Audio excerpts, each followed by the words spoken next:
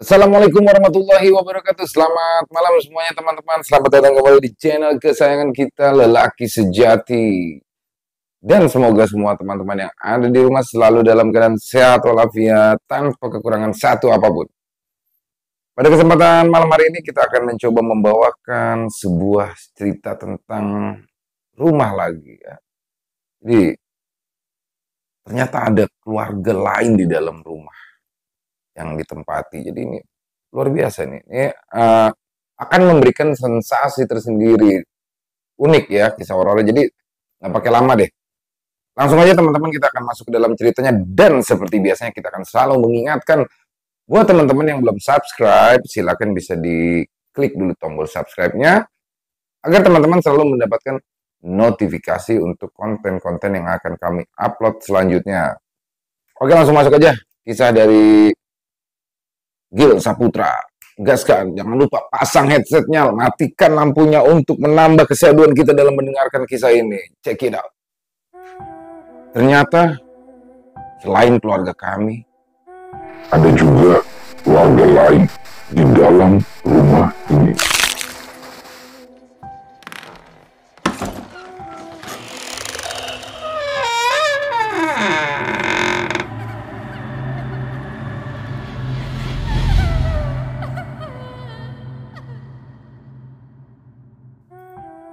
Ini adalah beberapa pengalaman saya tentang mereka. Ya, bisa dibilang agak sering ya, saya mengalami atau menyaksikan aktivitas yang tak lazim di dalam rumah.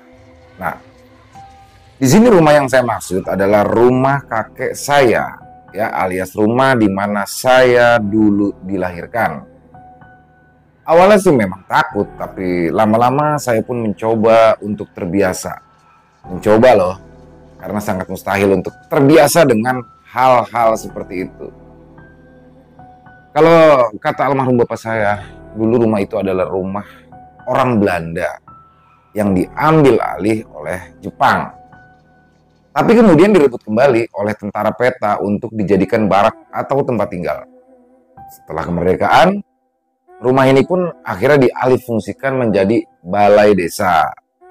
Nah, kira-kira 10 tahun kemudian kakek saya pun menjadi lurah di desa itu. Entah gimana ceritanya, akhirnya rumah tersebut bisa dibeli oleh kakek saya. Jadi balai desa itu pun kemudian berpindah fungsi dan menjadi rumah pribadi untuk keluarga kakek saya. Dari segi bangunannya sih terlihat kuno memangnya. Tapi sayang, sepeninggal kakek saya rumah itu banyak direnovasi dan dibagi-bagilah ke anggota keluarga yang ada karena merupakan waris. Oke, kita kembali lagi ke cerita horornya. Jadi di rumah itulah saya dulu sering sekali dihadapkan dengan hal-hal yang tidak lazim. Dan ada beberapa yang sampai saat ini masih membekas saja di ingatan saya. Kira-kira pada saat umur saya menginjak 7 tahun, waktu itu tengah malam, saya pun sempat terbangun karena mendengar suara bayi menangis. Kencang sekali saat itu. Padahal satu-satunya anak yang saat itu belum dewasa adalah saya.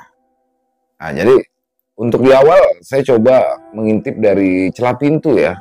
Sampai akhirnya saya pun memberanikan diri untuk keluar. Saat itu saya melihat ada sesosok wanita berambut pirang sedang menggendong-gendong bayi. Nah, sambil dia gendong anaknya, dia sambil kayak lagi mau berhentiin nangis lah ya. Nah, dikala itu saya pun masih merasa jika itu bukanlah sosok hantu. Nah, mulailah kekepoan ya, namanya anak kecil kan kepo ya, umur 7 tahun. Saya mencoba mencolek waktu itu, mencolek sosok wanita berambut pirang itu. Sempat menoleh tapi langsung menghilang. Nah, inilah awal pengalaman yang sempat menjadikan saya menjadi orang yang sangat penakut. Nah, ada lagi kemudian ketika SMP ya, saat itu sama persis tengah malam. Jadi saat itu tengah malam terbangun karena pengen kencing ya. Saat itu terdengar lagi lah suara anak kecil tapi sedang bermain. Kalau yang kemarin menangis sekarang sedang bermain. Jadi ketika saya keluar dari WC, kira-kira 4 meter di depanku saat itu ada banyak anak kecil yang sedang bermain di sejenis pekarangan gitu, tapi berada di dalam area rumah. Nah, melihat hal itu pun gimana ya, kita di dalam rumah tapi melihat rombongan anak kecil saat itu bermain di dalam area rumah. Akhirnya aku pun saat itu jatuh pingsan, tak sadarkan diri. Sampai akhirnya sekitar jam 4 lah ya, hampir subuh, saya pun ditemukan oleh nenek saya karena saat itu sedang tertidur di depan lantai WC. Nah, kejadian ini sempat membuat saya tidak mau lagi untuk tidur di rumah itu selama 2 minggu lebih. Karena pernah juga ketika sedang tidur, saat itu aku terbangun lagi saat mata sedikit melek gitu ya, kayak antara tidur dan enggak. Itu di depanku persis ada 3 atau 4 orang kalau nggak salah sedang duduk di kursi sofa di dalam kamar. Jadi sedang duduk di kursi sofa tapi di dalam kamar saya nih. Nah, malah ini kejadiannya saat itu bukan tengah malam tapi sore hari atau mau maghrib, waktu surup lah ya. Jadi di ruang tengah saat itu saya melihat ada anak kecil seumuran saya, waktu itu sekitar ya, anaknya nggak jauh beda lah, sekitar 8 tahunan, sedang bermain dengan ikan di dalam akuarium. Aku pikir saat itu dia tetangga ya, jadi pas air ketin, saat itu dia menoleh dengan wujud yang sangat menyeramkan.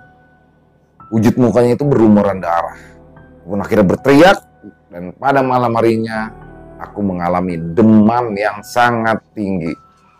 Nah, di hari-hari tertentu sering juga terjadi aktivitas yang tidak wajar seperti orang mandi, orang nyuci baju. Tapi ketika kita coba hampiri, ternyata tidak ada apa-apa.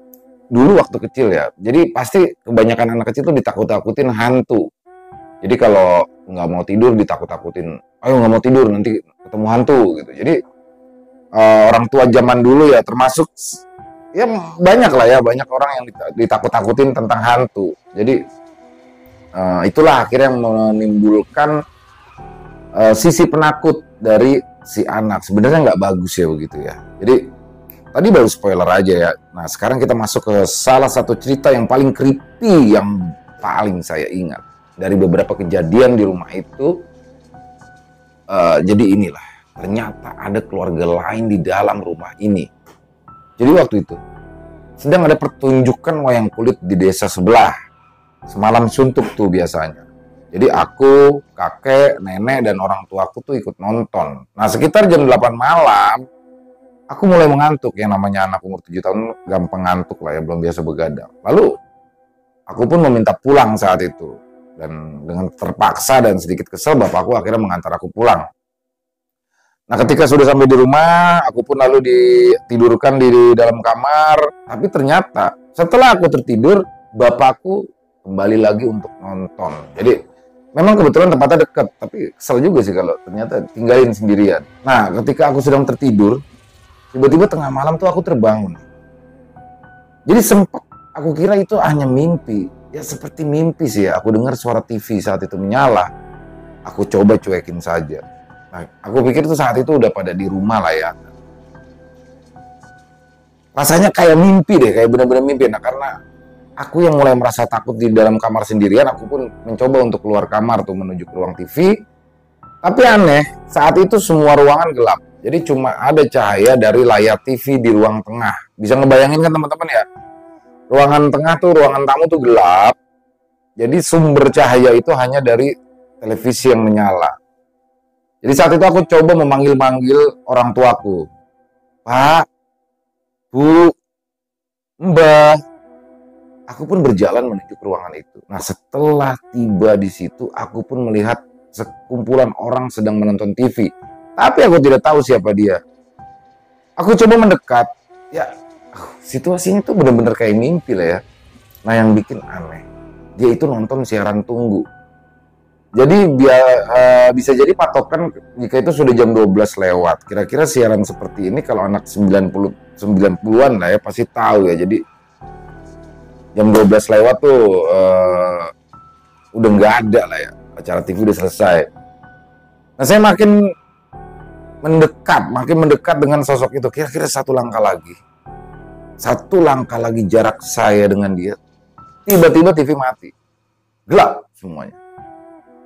Mulailah aku ketakutan dan langsung lari menuju kamar sambil nangis dan berteriak-teriak memanggil bapak dan ibuku.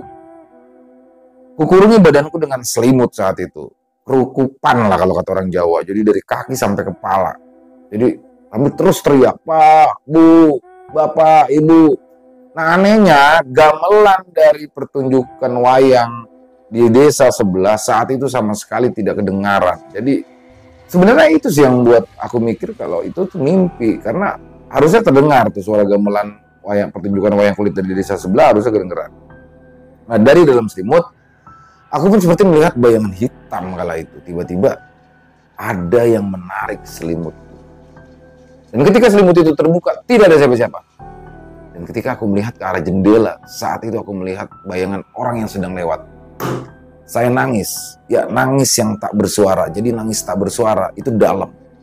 Jadi jendelanya udah jendela zaman dulu ya, yang ada apa ya, ada jaro yang aku tahu ya. Saya coba tarik selimut lagi, ada yang narik lagi. Dan di jendela saat itu ada sosok lelaki berkumis. Yang jelas itu bukan muka yang aku kenal. Agak samar-samar tapi benar-benar terlihat. Tarik lagi selimut. Sambil nangis, teriak terus. Ada yang narik selimut lagi. Dibarengi saat itu dengan suara tertawa seperti suara laki-laki. Dan sosok di jendela itu masih ada. Seperti melotot sambil senyum ke arah saya. Saya pun beranjak untuk berlari keluar. Perasaan takut campur aduk tidak karuan. Di luar kamar suasana masih sepi. Tetap berlari. Jadi karena bingung, seperti nggak sampai-sampai kayak jauh banget. Mungkin karena efek ketakutan ya. Nah di ujung lorong itu, tiba-tiba aku pun dicegat oleh sosok putih. Samar-samar sekali wujudnya ya, tapi jelas sosok ini adalah wanita. Lebih dari satu. Jadi yang dua kecil, yang satunya lagi tinggi seperti orang dewasa. Jadi tiga sosok. Seingat saya dah. Jadi sambil tertawa mereka. Asli. Bener-bener kayak ngimpi buruk saat itu. Otomatis aku balik arah lagi untuk menghindari mereka dan aku pun berlari untuk mencari pintu depan, tapi seperti tidak ketemu-temu. Bingung sekali di situ. Aku coba berpikir lagi, apakah ini cuma mimpi? Akhirnya aku pun menemukan satu ruangan dan ternyata itu adalah kamar kakek saya. Saya masuk dan berharap di situ lebih aman. Saya melompat ke atas ranjang lalu telungkup di kasur, selimutan. Selimutnya ada yang narik lagi. Dan anak kecil tiba-tiba muncul di samping tempat tidur, terus dia bilang, Laten Wispeln. Jadi saya nggak bakalan lupa lah ya kata-kata itu sampai detik ini. Dan saya nyoba nyari, ternyata tuh artinya tuh ada itu bahasa Belanda ya, yang artinya itu adalah ayo main. Jadi anak kecil itu ngajakin saya main saat itu. Jadi pintu kamar kakek saya itu ya pintu zaman dulu lah yang tinggi gitu ya, jadi menambah kesan horor yang ada di dalam kamar kakek saya. Saya tarik lagi selimut di luar seperti suara gaduh anak-anak kecil sedang bermain. Jadi apa sih, ini seperti mimpi buruk tapi tidak selesai gitu loh. Jadi apa sih, nggak enak banget dah.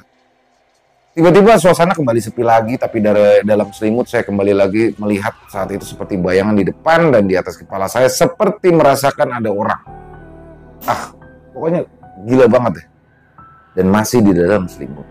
Saat itu seperti ada yang sedang melompat-lompat di atas kasur hingga kasur yang aku tiduri bergoyang-goyang. Sambil bilang, hey. Takutanku bertambah. Aku masih berharap itu mimpi dan saking takutnya aku pun lalu beranjak lagi dari kasur dan berlari keluar hingga akhirnya aku pun berhasil menemukan pintu keluar dan menangis sejadi-jadinya. Di luar akhirnya aku pun melihat orang tuaku yang ternyata baru pulang dari menonton wayang di desa sebelah. Saat itu bapakku langsung berlari memeluk aku dan bilang, "Kenapa, Le? Kenapa?"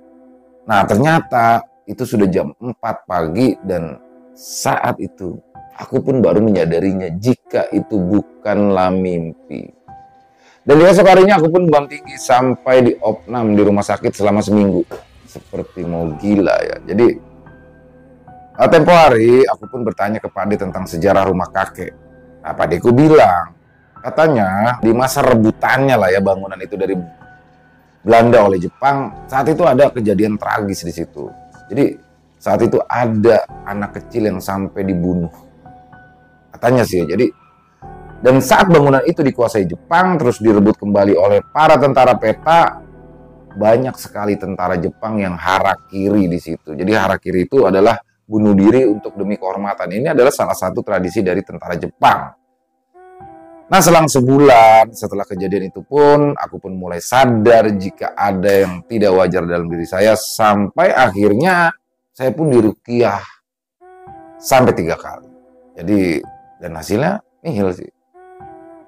Gak ada perubahan. Selesai. Ya, itu dia teman-teman. Jadi, ini freak banget ya. Teman-teman pasti pernah ya ngerasain mimpi, tapi itu kayak mimpi yang nggak habis-habis tuh, mimpi buruk ya. Mimpi buruk yang sepertinya tidak habis-habis, kayak berulang lagi. Kalau saya pribadi pernah lah ya, pernah merasakan itu, dan itu kayak capek banget. Dan itu memang biasanya mimpi-mimpi seperti itu akan datang ketika kondisi badan kita sedang capek, udah bener-bener capek ya. Atau paling enggak mimpi-mimpi buruk seperti itu akan datang ketika kita sedang mengalami sakit yang parah. Itu aja sih ya. Itu aja tadi ceritanya teman-teman. Cerita pendek tapi dapat seremnya ya kalau menurut gue. Jadi luar biasa. Semoga teman-teman semua dapat terhibur dengan cerita, dan saya mohon maaf apabila dalam penyampaiannya tadi ada kesalahan dalam berkata-kata. Mari kita ambil hikmah baiknya dan buang saja yang buruk-buruknya. Karena ini semua adalah hiburan semata, khususnya untuk para penikmat horor. Dan buat teman-teman yang punya komentar lain atau sekedar untuk saling menyapa, silakan bisa tulis di kolom komentar. Buat yang suka bisa diklik tombol jempol atau tombol like-nya. Dan buat yang belum subscribe, silakan bisa diklik tombol merah subscribe-nya. Oke, sampai jumpa lagi di konten-konten kami yang selanjutnya yang pasti tidak kalah horor. Masih bersama saya Ilo di Lelaki Sejati Channel. Salam sehat sukses selalu untuk kita semua. Yo.